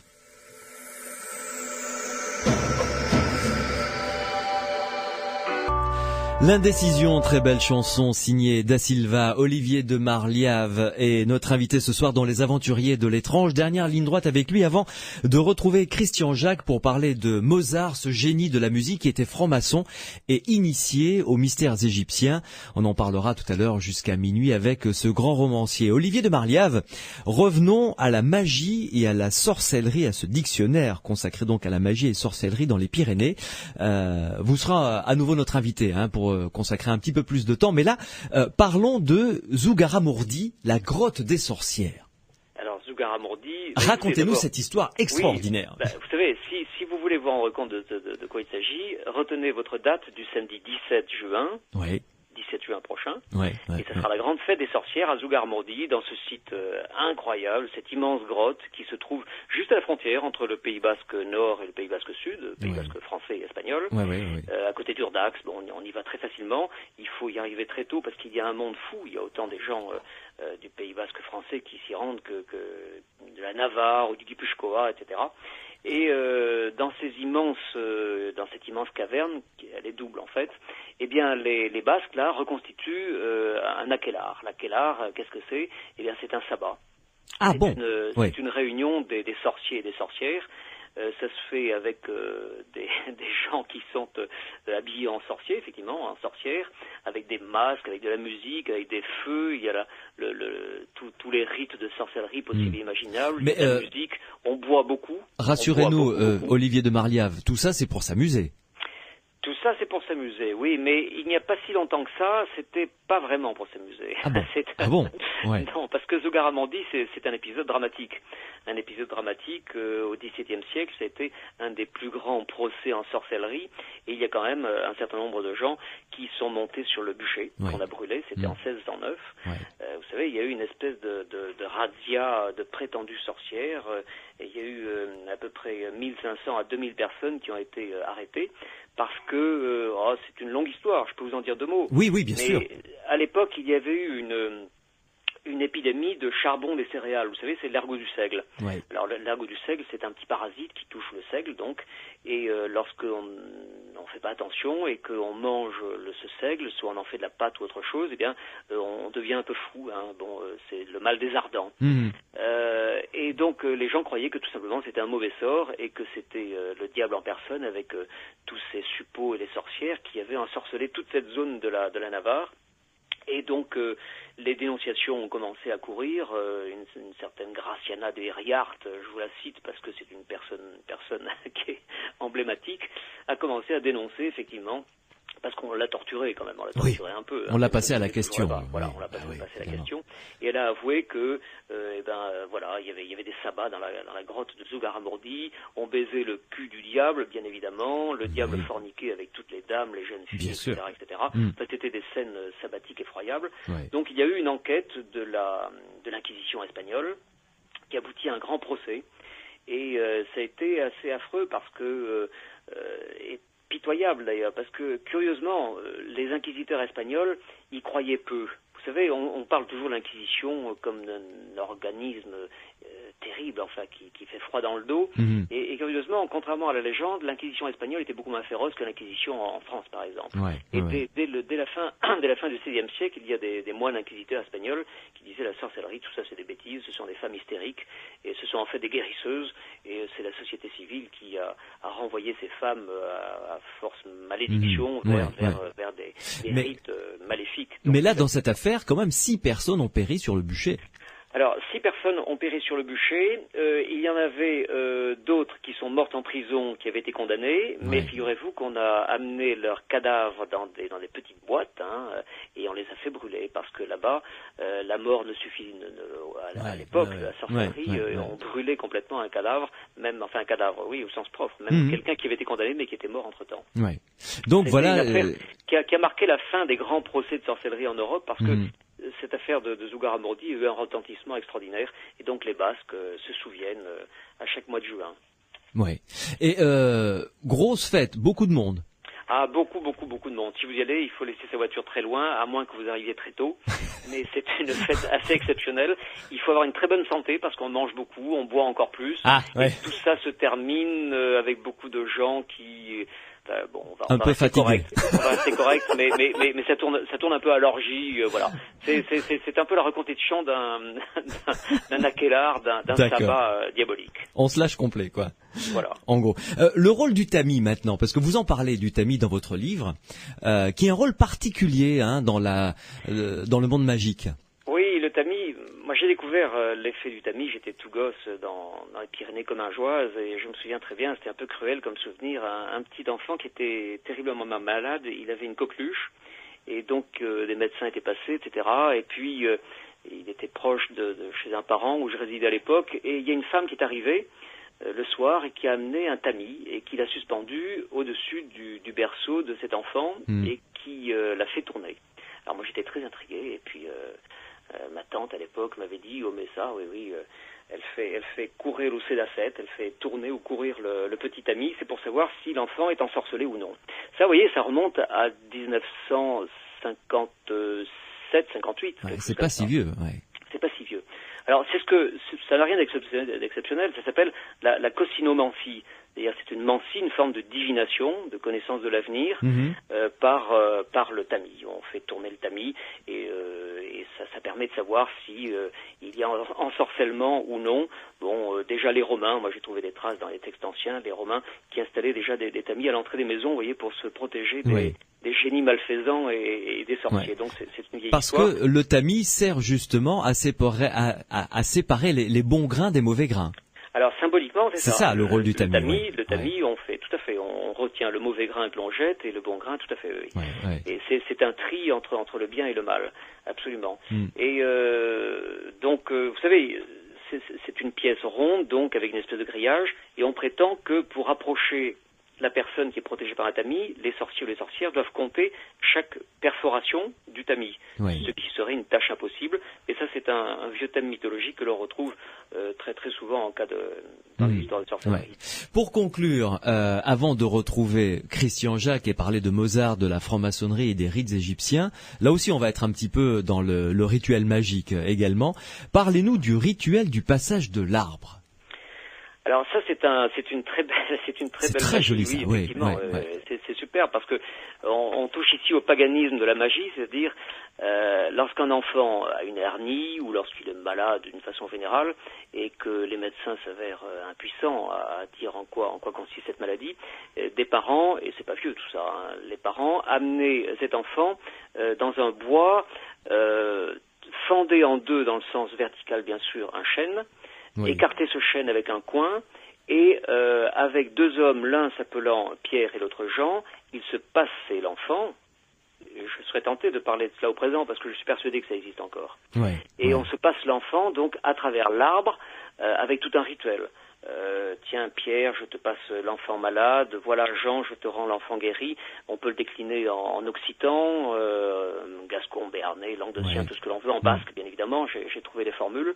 Et le principe veut que la maladie de l'enfant reste collée, si vous voulez, à l'arbre, éclatée, et l'enfant, au contraire, retrouve toute la vigueur que l'arbre va perdre, et on prétend que si l'arbre meurt après ce traitement, quand même, on l'a éclaté en deux, et l'enfant guérira. Si au contraire l'arbre se rabiboche, l'enfant, il n'est pas évident qu'il puisse retrouver la santé. Mais tout ça, si vous voulez, sont des traditions très complexes, parce que, encore une fois, vous savez, c'est une affaire qui a été théorisée par un médecin, figurez-vous, au 5e siècle, un médecin de Bordeaux. Un médecin gallo-romain, c'était Marcellus Empiricus, qui le premier a théorisé dans ses écrits le rite du passage à travers l'arbre. Donc, vous voyez, on rejoint la magie de la nuit des temps, là, du chamanisme, du paganisme le plus complet, et encore une fois du culte de l'arbre. Oui. Et qui se mélange. L'intéressant, c'est que tout ça a survécu à traverser les siècles. Et qui se mélange avec le christianisme, puisqu'il faut que ce soit un Jean et un Pierre qui prennent l'enfant. Tout à fait. Et en principe, pour que le rite soit complet, il doit se dérouler pendant la nuit de la Saint-Jean. Pendant la nuit de la Saint-Jean, moi j'ai eu des exemples de témoins directs, de personnes qui m'ont pas dit qu'elles elles faisaient encore ce rite, mais qui l'ont vécu en tant que témoins. On couche, on passe la première partie de la nuit dans un petit bois, et puis aux 12 coups de minuit, il y a le curé qui arrivait avec des enfants de chœur. On avait repéré auparavant un arbre que l'on éclatait. Et on réveillait l'enfant, on réveillait la famille, et puis les deux principaux acteurs, le Jean et le Pierre, faisaient le rite de passage à travers l'arbre. À vous entendre, ça se fait encore, hein? Je pense que ça se fait encore. Je pense. Si vous voulez, et en plus, tout à l'heure, je vous parlais des quelques témoignages que me vaut ce livre-là, et j'en attends bien évidemment beaucoup d'autres, et je pense qu'il y a beaucoup de choses qui existent encore. Mais vous savez, on a quitté l'aspect social de la sorcellerie, de la divination, et maintenant tout se fait d'une façon beaucoup plus individualisée. Et j'ai fait quelques portraits dans ce livre de ce qu'on appelait des sorciers, c'est-à-dire des devins. C'était des gens qui en fait étaient des guérisseurs. Ils étaient symboliquement exclus de l'église, etc., parce qu'on les tenait pour sorciers. Mais moi j'ai toujours pensé que la sorcellerie n'a pas vraiment existé. La sorcellerie, qu'est-ce que c'était? C'était une espèce de médecine populaire bienfaisante à base de plantes guérisseuses, à base de rites chamaniques, mais tout ça a été diabolisé par l'Église. Peut-être à partir de la jalousie des curés, la jalousie des médecins, je ne sais pas, mais vous savez, on a beaucoup écrit sur la sorcellerie, et ce sont des thèmes sur lesquels on n'a pas encore vraiment trouvé une vérité d'explication. Mais il reste encore que beaucoup de gens croient, par exemple, au mauvais sort, ou au mauvais œil. Ah oui, écoutez, reportez-vous à Internet et vous tapez talisman sur un moteur de recherche, vous verrez tous les talismans qu'on vous propose. Et moi, je sais que dans l'Ariège, que je connais assez bien, il y a encore au moins 5 ou 6 personnes qui vendent. Non, des personnes acceptent l'argent qu'on souhaite leur donner. Oui. Qu'on souhaite leur donner, c'est tout. Hein. Oui. Mais il y a des gens qui font des talismans, bien sûr, pour un retour d'affection, pour éloigner le mauvais œil. Alors ça, le mauvais œil, c'est resté quelque chose d'extrêmement présent, bien sûr. Oui, avec des lettres, des prières, avec des choses comme ça, j'imagine. Tout à fait. Ouais.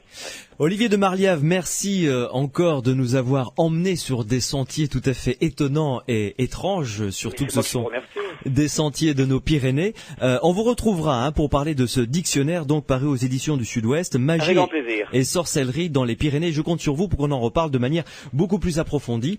Et puis, ma foi, si l'occasion se présente d'avoir un exorciste ou un devin avec nous à l'antenne, une de vos connaissances, eh bien, ce serait intéressant d'avoir son avis, de savoir comment lui le vit et comment ça lui est venu. Ça pourrait être l'objet d'une émission tout à fait intéressante. Qu'en dites-vous? Entendu. On prend rendez-vous. Un exorciste, ça ne pas poser de problème. Bon, très bien. Merci beaucoup, Olivier de Marliave. Au revoir. À très bientôt, au revoir. Les aventuriers de l'étrange continuent tout de suite avec Christian Jacques, je vous l'avais dit, qui vient de publier son 3e tome sur la vie de Mozart, franc-maçon et initié aux mystères égyptiens. Il est notre invité jusqu'à minuit. Christian Jacques, bonsoir. Bonsoir. Je suis ravi de vous accueillir dans les aventuriers de l'étrange pour vous suivre sur le chemin de Mozart. Vous venez de publier 2 tomes, le 3e va bientôt paraître sur le mystère Mozart, donc aux éditions IXO. Le tome 1 s'appelle Le Grand Magicien, le tome 2 Le Fils de la Lumière et le tome 3 Le Maître du Feu. Hein. Le Frère du Feu. Le Frère du Feu, pardon, voilà. Le Frère du Feu. Il va y avoir 5 tomes en tout. Hein. Alors, il y en aura 4. Le dernier, ça s'appellera L'Aimé d'Isis et ça portera évidemment sur la flûte enchantée, la dernière année de la vie de Mozart. Voilà. Alors, 4 actes. 4 actes, effectivement. Dites-moi, Christian Jacques, comment vous est venue cette passion pour Mozart? Écoutez, en fait, elle m'est venue très jeune parce que parmi mes loisirs d'écolier, il y en avait 2, c'était la lecture, tout ce qui me tombait sous la main, et puis bien sûr il y a eu la lecture de livres sur l'Égypte, et puis il y avait le piano. Et en fait, j'étais un pianiste amateur. Bon, j'ai pas mal travaillé les sonates de Mozart à l'époque où on en parlait très peu. Ouais. Et puis en jouant cette musique, je me suis demandé mais quel est l'homme qui est derrière tout ça, et grosso modo vers l'âge de 20 ans, j'ai commencé à accumuler des dossiers, des renseignements, et tout au fil des années, sans avoir l'idée d'ailleurs forcément d'écrire un jour un livre sur Mozart, eh bien le dossier a grandi, et ces derniers temps, il y a eu pas mal de livres très importants, tant sur Mozart que sur la franc-maçonnerie, que sur l'égyptologie, et ce qui nous est resté de l'Égypte après sa mort physique, si j'ose dire. Ouais. Et puis voilà, et puis il y a à peu près 3 ans, l'idée m'est venue de raconter, je dirais pour moi, entre guillemets, le vrai Mozart, et pas seulement le petit gamin perruqué, le compositeur que tout le monde aime dans le monde entier, mais qu'est-ce qui s'est passé dans ce personnage vraiment très étrange et très mystérieux. Vous nous emmenez à la découverte de la vie de Mozart à travers sa vie initiatique et franc-maçonnique. Oui, et je dirais ceci simplement à partir des constatations, au fond, qu'ont fait les historiens de la musique, et notamment Jean-Victor Rocard, qui a écrit un magnifique livre sur la pensée de Mozart, où il dit qu'à partir de son initiation en franc-maçonnerie, donc on est en 1784, la fin de l'année 1784, tout change. Je veux dire par là, Rocard explique bien que ça n'est plus un musicien comme un autre, et que sa musique ne sera plus semblable à une musique profane. Elle n'est même plus du tout profane, dit-il. Alors, en plus, en faisant des recherches, je me suis aperçu que le contact de Mozart avec la franc-maçonnerie remonte très très loin, puisque c'est à 11 ans qu'il rencontre un franc-maçon. Vous savez, il a été très malade. Il a failli mourir d'une épidémie de variole, qui a d'ailleurs décimé l'aristocratie viennoise un peu à ce moment-là. Et c'est dans la petite ville d'Olmutz qu'il a rencontré un médecin qui s'appelle Dr Wolf. Dr Wolf a donc sauvé Mozart, merci à lui. Oui. et à l'occasion, il lui a dit, est-ce que tu pourrais pas me mettre en musique un petit texte? Alors, ce petit texte s'appelait Joie, reine des sages. Le Dr Wolf était franc-maçon, et ce petit texte a donc été mis en musique par Mozart et chanté en loge sans qu'il le sache. Voilà, c'était le premier contact. Alors ensuite, il y a eu des contacts beaucoup plus importants avec des gens connus ou pas connus. Bon, il y en a un qui est assez connu, qui est le fameux docteur Mesmer, un autre médecin, le fameux fondateur du magnétisme, dont on s'est beaucoup moqué, mais dont on se moque moins aujourd'hui, parce que il a finalement été quelqu'un de très sérieux et de très intéressant. Et alors lui, il a eu beaucoup de discussions avec Mozart sur la franc-maçonnerie, sur l'Égypte, sur beaucoup de choses de ce style. Et puis alors, il y a eu d'autres francs-maçons célèbres, connus, importants, et Mozart a été en quelque sorte préparé. Donc il y a déjà un certain nombre d'œuvres, même avant son initiation, qui touchent à la franc-maçonnerie. Oui. Alors, dans votre livre, très rapidement, on commence avec lui d'ailleurs, on découvre un personnage qui vient d'Égypte, qui est un jeune initié qui quitte son maître, puisqu'il sait que le monastère dans lequel il vivait jusque-là va être entièrement rasé, son maître Hermès, va être tué, et lui a pour mission d'aller découvrir ce grand magicien qui va venir. C'est un personnage que vous avez créé de toutes pièces, j'imagine. Alors, j'ai presque envie de vous répondre oui et non.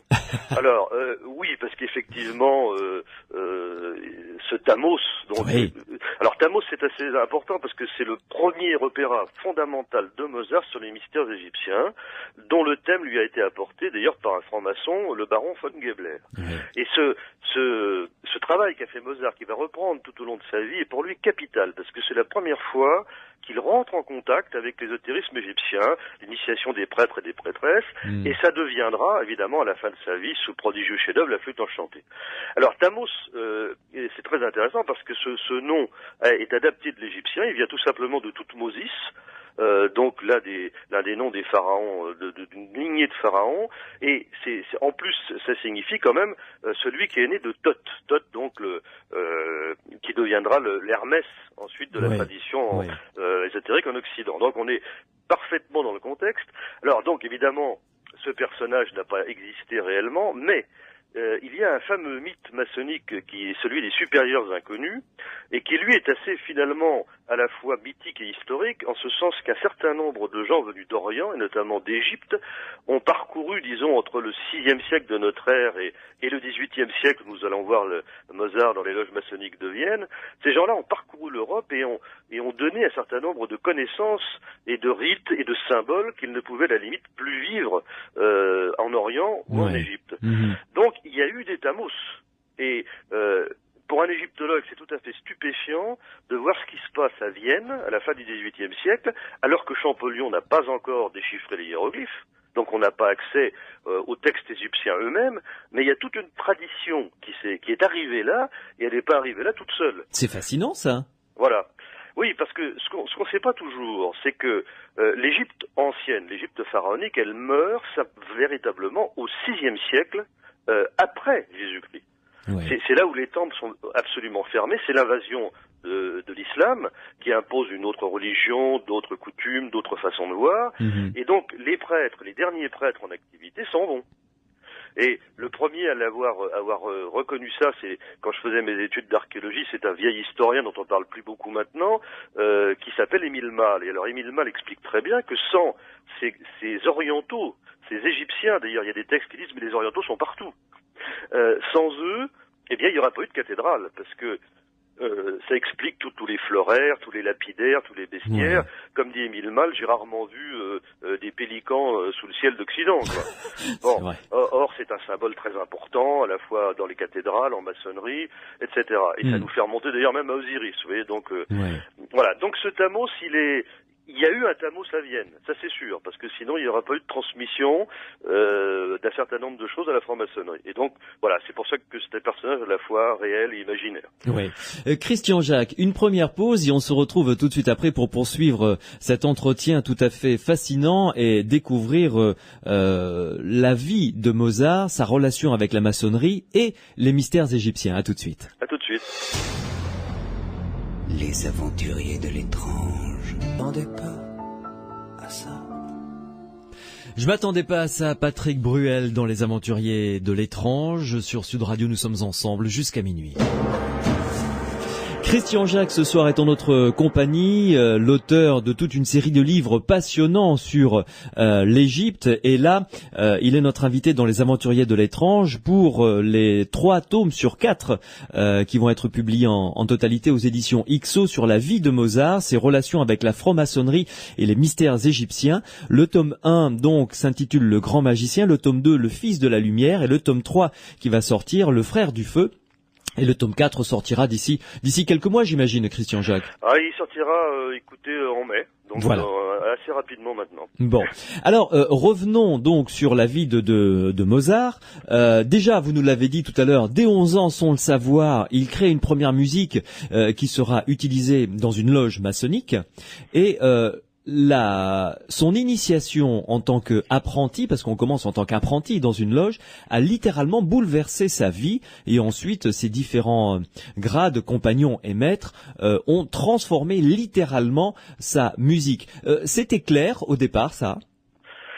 Écoutez, pour le grand public, je veux dire. Pour le grand public, ce qui est absolument merveilleux avec Mozart, c'est que c'est un être universel. C'est-à-dire qu'il a fait à la fois des musiques strictement maçonniques, oui, dont malheureusement beaucoup ont été perdus, dont l'extraordinaire ode pour le grade de maître qui est vraiment, qu'il a travaillé et retravaillé. Il a fait beaucoup de cantates magnifiques, il a fait des chants, par exemple le chant pour le grade de compagnon. Donc quand il voulait faire des musiques strictement maçonniques, il les faisait pour sa loge.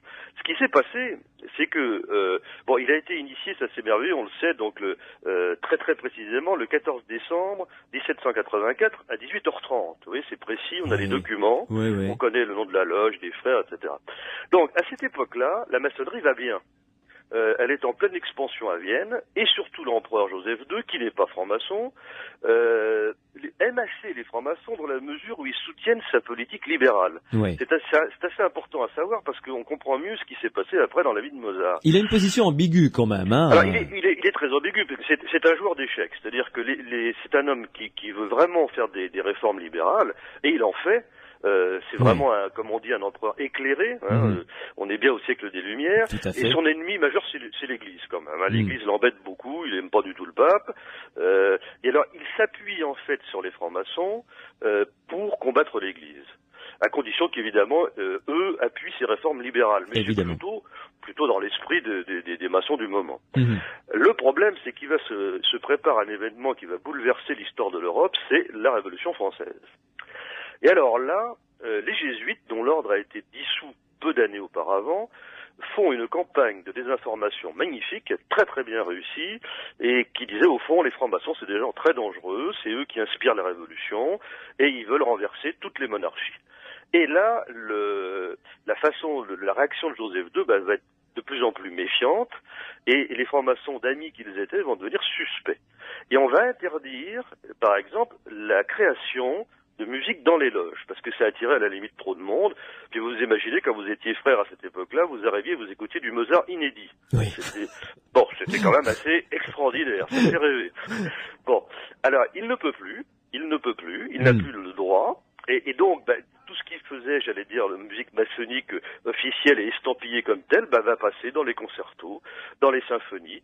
Et dans ces livres, je vais notamment raconter les 4 grands opéras écrits après son initiation, c'est-à-dire les Noces de Figaro, Don Juan, Così fan tutte et la flûte, sont remplis d'allusions, de symboles, de cheminements maçonniques. Alors évidemment, on peut très bien les écouter, les regarder pour le simple plaisir extraordinaire de la musique, mais on peut aussi les lire d'une autre manière, et notamment en regardant les textes.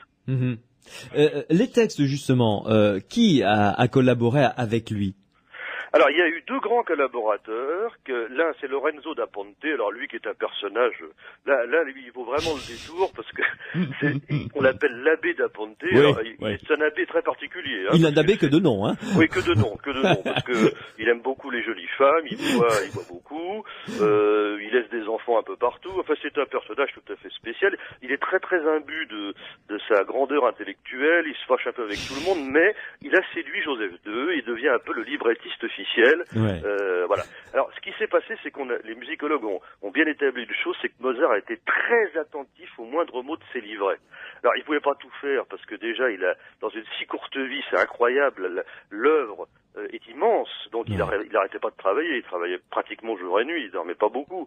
Donc Da Ponte était un peu un miroir, c'était un peu le librettiste, mais il faisait exactement ce que voulait que Mozart réalise, et il fallait que le texte soit au service donc de ce que voulait faire Mozart.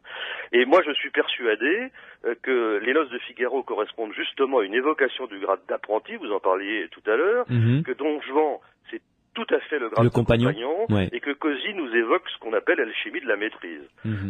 Alors, quant à la flûte enchantée, là on passe dans une autre dimension. Je pense qu'on est au-delà de ces trois grades.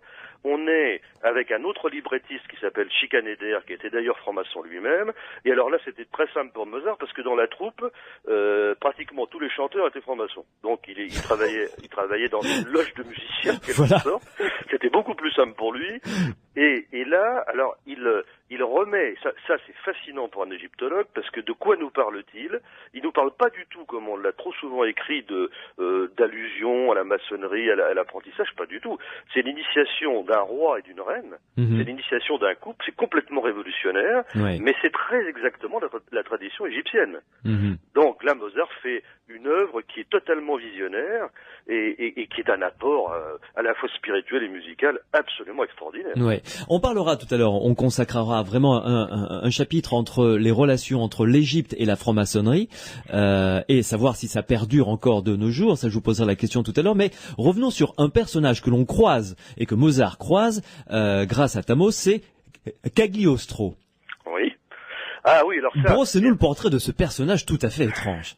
Oui, il est tout à fait étrange. Alors justement, nous parlions tout à l'heure des supérieurs inconnus. Bon, alors Cagliostro se situe un petit peu dans cette dimension-là. On ne sait pas très bien où il a été initié. Peut-être à Londres, peut-être ailleurs. Lui parle d'une loge un peu artisanale. Et alors Cagliostro va avoir un rôle assez étonnant. Je ne sais pas si Mozart l'a rencontré. Je ferai une scène quand même où effectivement il y a un échange, parce que Cagliostro est venu par exemple à Lyon, il est allé à Strasbourg, et il a fondé un rite qui était justement des loges isiaques, qui s'inspiraient en partie de la tradition égyptienne, et il a joué un rôle, je dirais, à la fois positif et négatif. Positif parce qu'il a réveillé on peut dire un certain désir des maçons d'aller chercher des symboles, de faire des recherches, de trouver autre chose.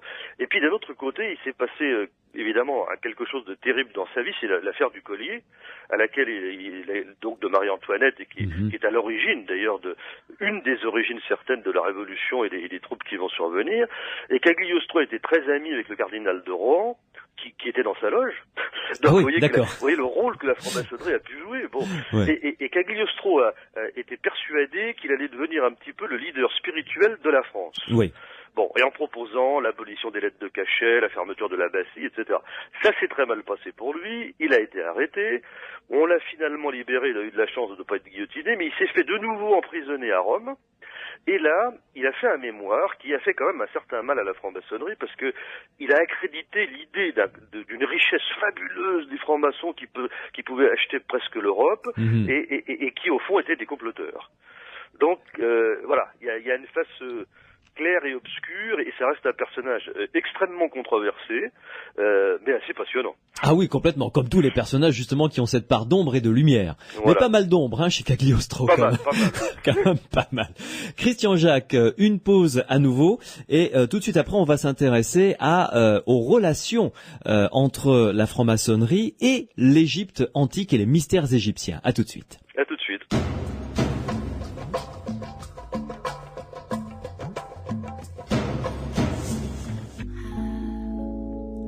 Corinne Bailey Ray sur Sud Radio dans Les Aventuriers de l'étrange, c'était Put Your Records On.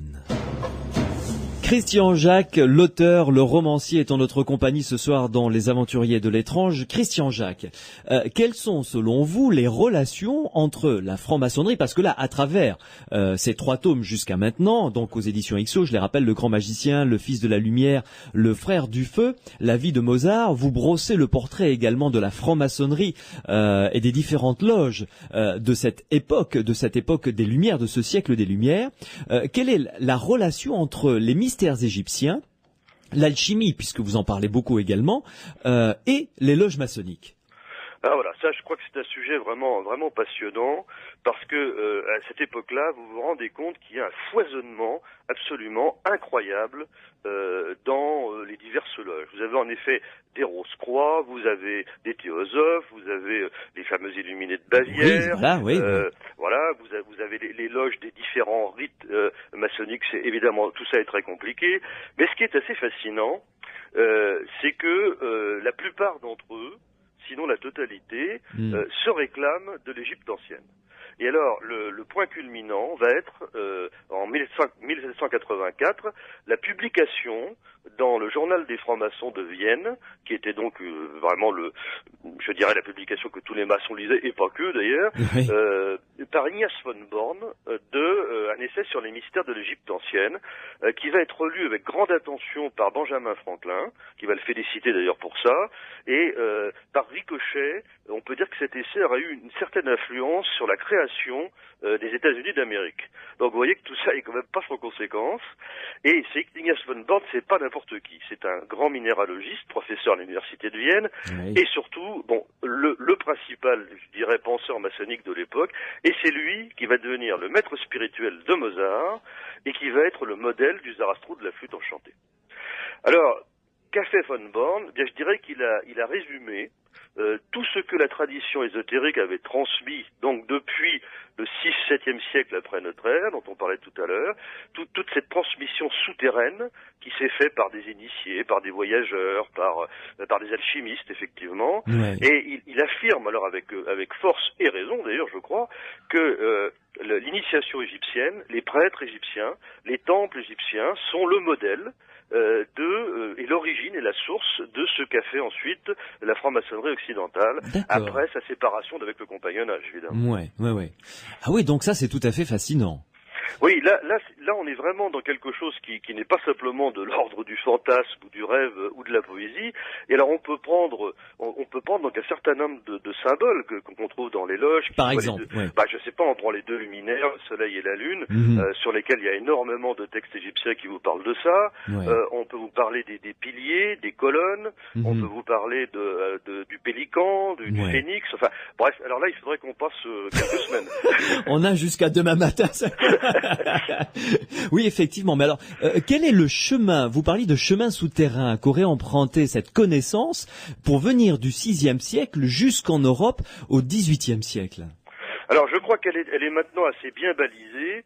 Vous me faites remonter tout à fait à ma jeunesse, puisque je crois que le premier livre que j'ai publié s'appelait Le message des bâtisseurs de cathédrales. Il est toujours republié depuis d'ailleurs, et il portait précisément sur la transmission de l'enseignement égyptien, de la symbolique égyptienne aux cathédrales. Car je crois que le chemin a d'abord été monacal, c'est-à-dire que il y avait en Égypte notamment un homme très important qui s'appelait Pacôme. Alors Pacôme, c'est un chef de communauté monacale, mais pour un chrétien, il porte un nom quand même assez étrange. C'est Parknoum, le fils du dieu Knoum. Donc, vous voyez l'imbrication des choses.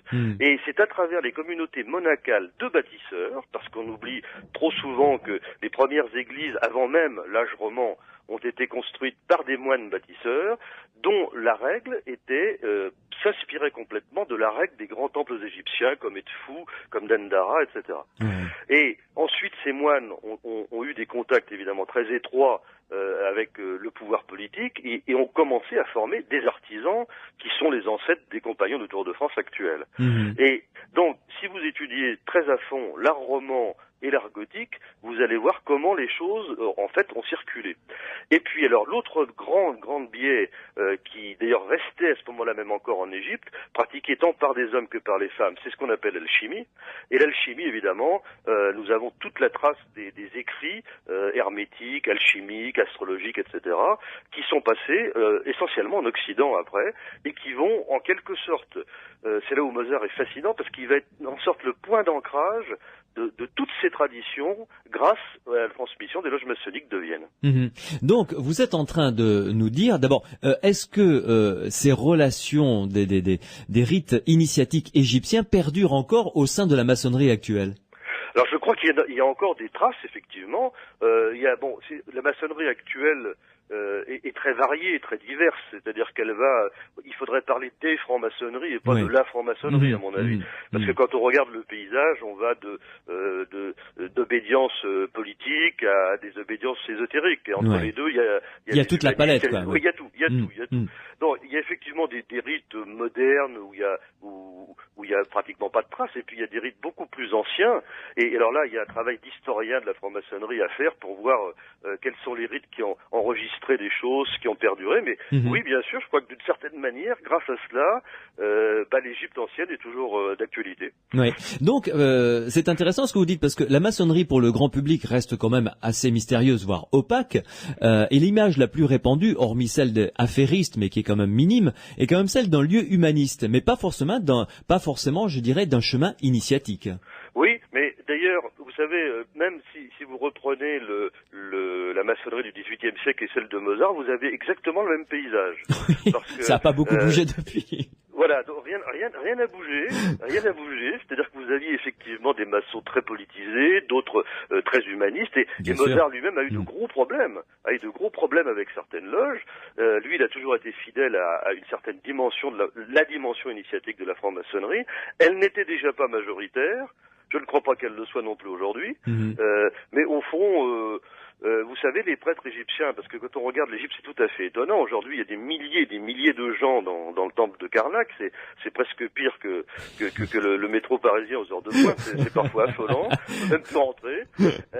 Et ça me choque toujours un peu parce que quand je pense au très petit nombre de gens qui pouvaient rentrer dans ces temples, bon, on n'ose pas plus prononcer aujourd'hui un mot d'élite parce que je crois que ce serait politiquement incorrect, mais enfin, les Égyptiens pensaient un peu comme ça. Oui, et oui, il n'y avait que ceux qui étaient choisis et aptes qui entraient dans le Saint des Saints. Ah bah tout à fait.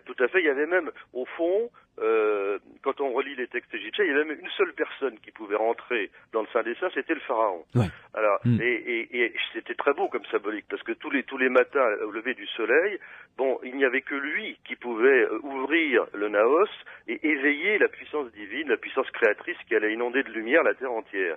Et dans chaque temple, finalement, son image descendait du mur et s'incarnait dans un prêtre qui le représentait, mais qui n'était pas lui. Ouais. Donc on avait une magnifique image de l'unité et de la multiplicité, qui fait aussi partie du cheminement initiatique, bien sûr. C'est très joli et très poétique en plus. Christian Jacques, une dernière pause et on se retrouve pour la toute dernière ligne droite ensemble. Très bien.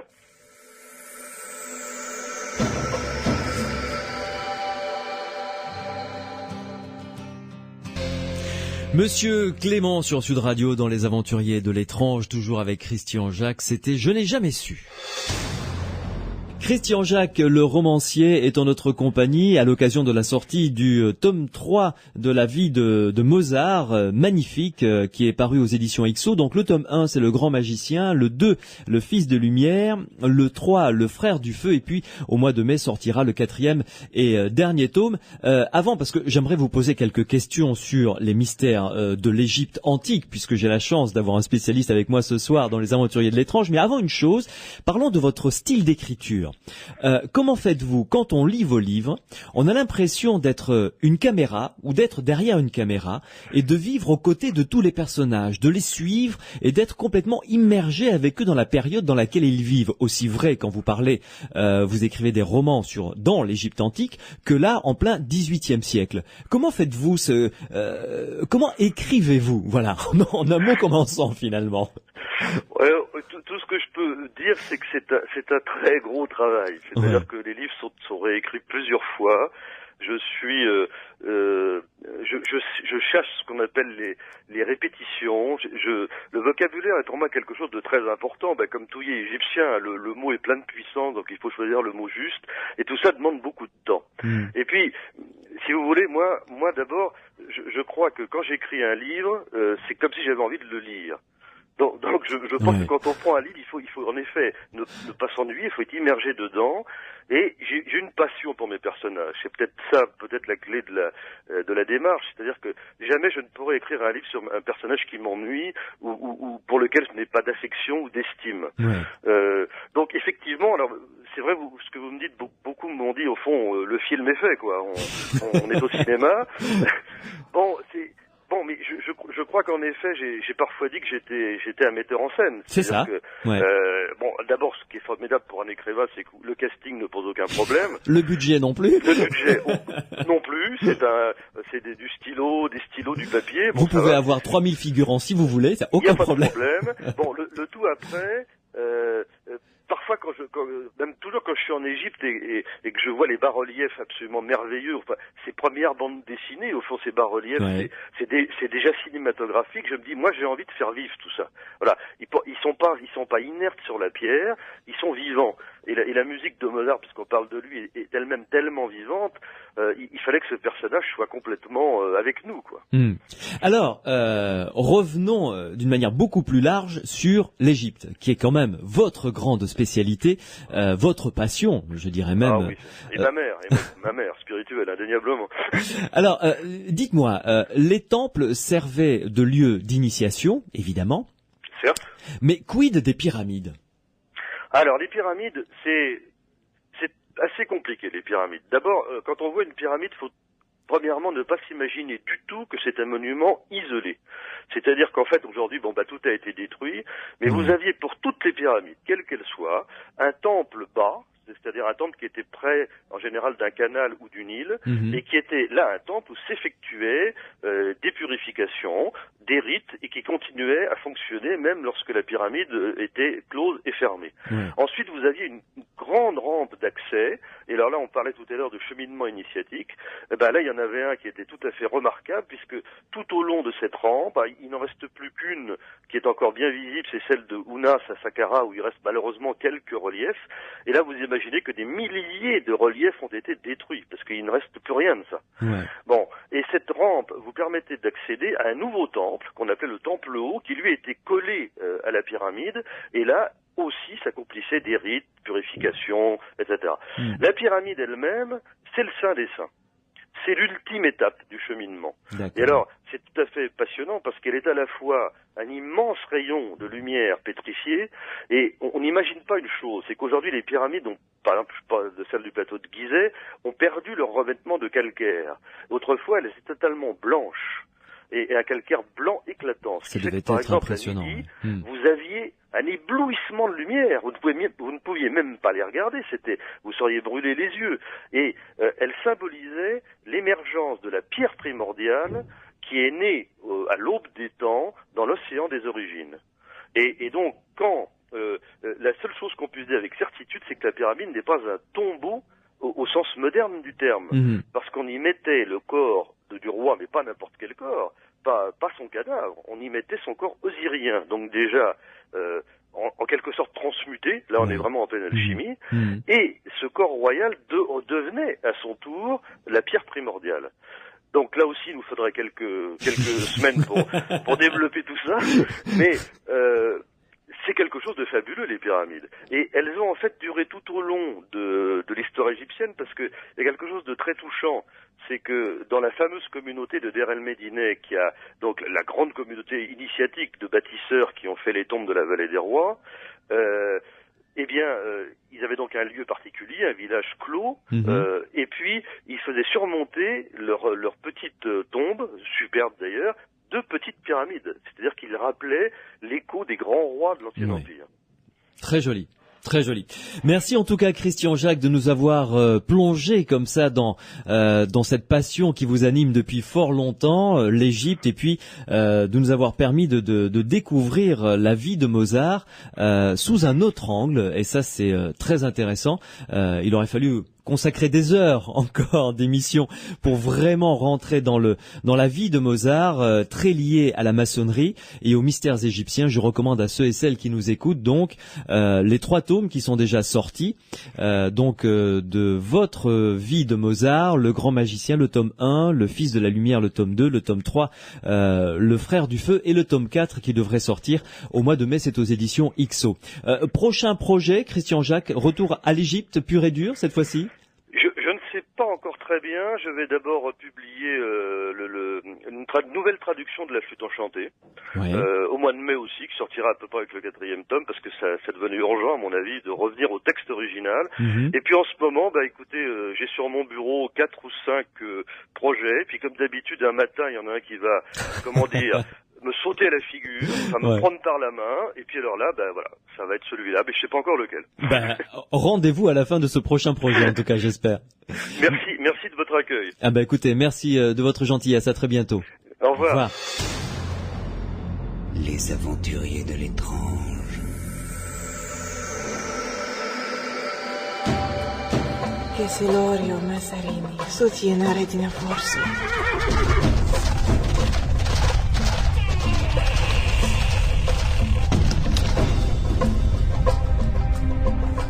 Notre émission se termine. Je vous souhaite une excellente nuit avec nous sur Sud Radio, de la musique qui va vous accompagner jusqu'à 5h du matin, heure à laquelle vous retrouverez toute l'équipe des matinales avec Patrick Muraz à sa tête. Notre répondeur, celui des aventuriers de l'étrange, est toujours à votre disposition. C'est le 0826 300 300 si vous avez vécu quelque chose de particulier, si vous avez besoin d'avoir des réponses aux questions que vous vous posez sur un phénomène paranormal, n'hésitez pas. Vous appelez ce numéro 0826 300 300 et vous nous laissez un message sur la boîte vocale des aventuriers de l'étrange avec vos coordonnées. Je me ferai un plaisir de vous rappeler et ensuite d'organiser sans doute une émission autour de ce que vous avez vécu. En ce qui concerne les sujets de la semaine prochaine, nous allons parler samedi prochain de voyance. Comment peut-on expliquer que quelqu'une puisse voir ce qui va se passer dans l'avenir? J'aurai comme invité entre autres Yolande de Châtelet, qui est voyante dans notre région. Elle viendra nous raconter comment elle vit ce phénomène qu'elle vit quasiment au quotidien. Dimanche 9 avril, en revanche, nous changerons de domaine. Nous parlerons de guérisseurs et de rebouteux. Ils sont nombreux en France et dans le monde entier à avoir cette capacité de guérir juste avec les mains. Comment font-ils? Comment le vivent-ils? Nous en parlerons le dimanche 9 avril dans les aventuriers de l'étrange. Si vous avez vécu, vous, un phénomène de voyance, si vous avez une capacité de guérison, laissez-nous votre témoignage. Vous avez toute la semaine au 0826 300 2 fois. Merci à toute l'équipe qui m'entoure pour réaliser cette émission. Greg qui est aux manettes, Cyril qui est au standard et Pierre Massiès qui m'aide à la construire. On se retrouvera avec grand plaisir donc samedi prochain 22h minuit, dimanche prochain 22h minuit. Passez une bonne semaine.